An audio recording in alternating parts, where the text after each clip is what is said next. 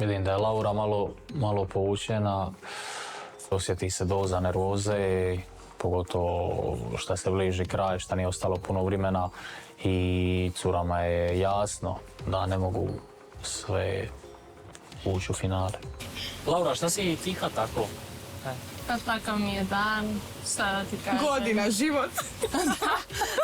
Takav je godina, da. Loše počeo dan.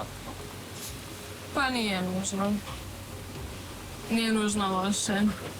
Šta je onda tokom dana postalo loše pa si se povukla ili? Ne. Nemam komentara. Možda ishod dana bude bolje od ovog što je bilo. Znaš što ti to misliš, ha? Pa ne znam, ne mislim ni na što određeno. Vanja ti je tu, Šime ti je tu. Da. Ti ćeš vi, baš dvije ste tu. Mi smo.